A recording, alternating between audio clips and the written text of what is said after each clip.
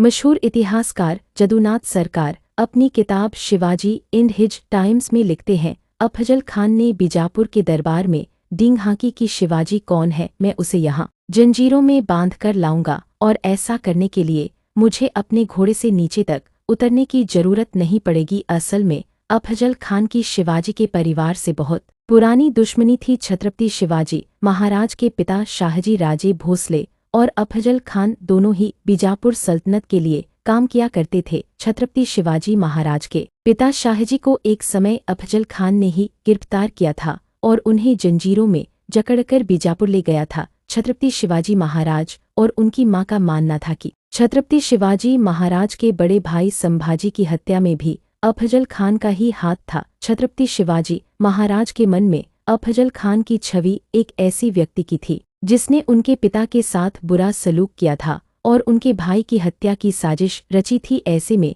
जब अफजल खान ने छत्रपति शिवाजी महाराज को पकड़ने का बीड़ा उठाया, तब दोनों के बीच कई संदेशों का आदान प्रदान हुआ और अंततः 10 नवंबर 1659 को दोनों की मुलाकात तय हुई। इस मुलाकात के दौरान अफजल खान ने छत्रपति शिवाजी महाराज को अपनी बाहों के घेरे में लेकर मारने की कोशिश की, पर छत्रपति शिवाजी महाराज इस चाल को पहले ही भांप चुके थे और उन्होंने अपने हाथ में पग नख यानी बाघ के नाखून छिपा रखे थे। इसी बनक से वार कर छत्रपति शिवाजी महाराज ने अफजल खान को मौत के घाट उतार दिया। अपने सेनापति को मरा पाकर अफजल खान की सेवा वहां से भाग खड़ी हुई। उधर 1656 में बीजापुर के सुल्तान आदिल शाह की मौत के बाद औरंगजेब ने वहां पर आक्रमण कर दिया। छत्रपति शिवाजी महाराज ने औरंगजेब को बीजापुर पर हमले में मदद करने की पेशकश की। इस पेशकश के बदले छत्रपति शिवाजी महाराज को बीजापुर के किलों और उनके कब्जे वाले गांवों पर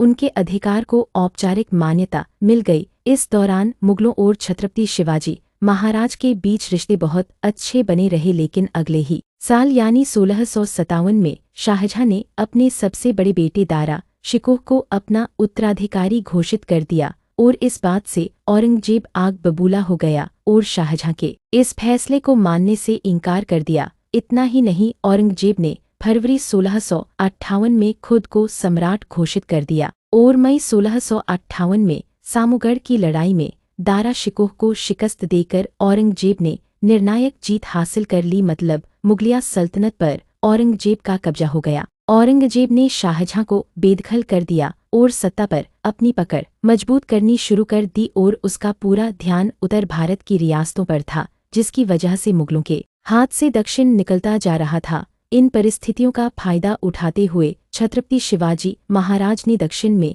मुगल इलाकों पर हमला कर उन्हें अपने कब्जे में ले लिया। अहमदनगर और रेसिन के दुर्ग पर भी छत्रपति शिवाजी महाराज ने धावा बोला। इस वजह से औरंगजेब और छत्रपति शिवाजी महाराज के बीच रिश्तों में कड़वाहट आ गई। औरंगजेब ने जब उत्तर भारत की रियासतों पर अपनी पकड़ बना ली, तब उसने दक्षिण के बारे में सोचना शुरू किया, लेकिन उस वक्त तक छत्रपति शिवाजी महाराज ने दक्षिण के 40 दुर्गों पर कब्जा कर चुके थे। पर ऐसा नहीं था कि दक्षिण भारत से मुगलिया सल्तनत बिल्कुल बेखबर थी। मुगल सैनिक पूरे दक्षिण भारत में फैले हुए थे, लेकिन छत्रपति शिवाजी महाराज की शानदार युद्ध नीति के सामने दक्षिण में वे बेबस हो गए थे। छत्रपति शिवाजी महाराज पहाड़ी किलों को अपनी युद्ध रणनीति का एक महत्वपूर्ण हिस्सा मानते थे। वे हर किले के अंदर एक ही रैंक वाले 3 अधिकारियों को तैनात करते थे, ताकि उसमें से अगर कोई एक दुश्मन से मिल ही जाए तो भी किले को आसानी से फतह नहीं किया जा सके। गोरिल्ला तकनीक उनकी युद्ध रणनीति की मजबूती थी। छत्रपति शिवाजी महाराज छोटे छोटे गुटों में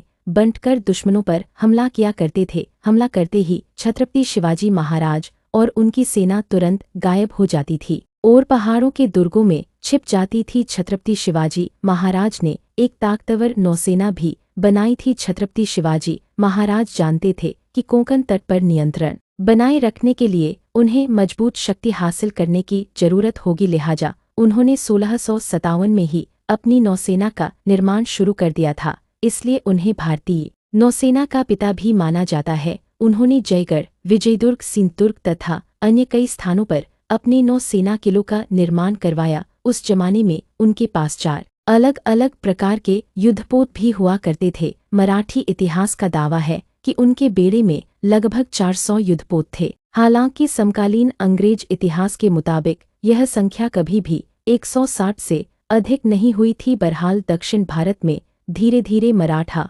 साम्राज्य छत्रपति शिवाजी महाराज के नेतृत्व में मजबूत होता चला गया। औरंगजेब भी छत्रपति शिवाजी महाराज की ताकत से अच्छी तरह वाकिफ हो चुका था। उसने छत्रपति शिवाजी महाराज पर अंकुश लगाने के लिए अपने मामा शाहिस्ता खान को दक्षिण का सूबेदार बनाया और 1.5 लाख की फौज के साथ शाहिस्ता खान को पुणे भेजा। शाहिस्ता खान 3 साल तक मावल में लूटपाट करता रहा। शाहिस्ता खान की इन हरकतों का जवाब देने के लिए अप्रैल 1663 में छत्रपति शिवाजी महाराज ने शाहिस्ता खान पर हमला कर दिया। इस हमले में शाहिस्ता खान की 4 उंगलियां कट गई और उसके बेटे अबुल फतेह को मराठों ने मौत के घाट उतार दिया। इस वक्त छत्रपति शिवाजी महाराज का खजाना लगभग खत्म हो चुका था। अपने खत्म हो चुके खजाने को फिर से भरने के लिए 1664 में छत्रपति शिवाजी महाराज ने बंदरगाह शहर सूरत को लूट लिया। सूरत मुगलों के लिए समृद्ध और मुनाफे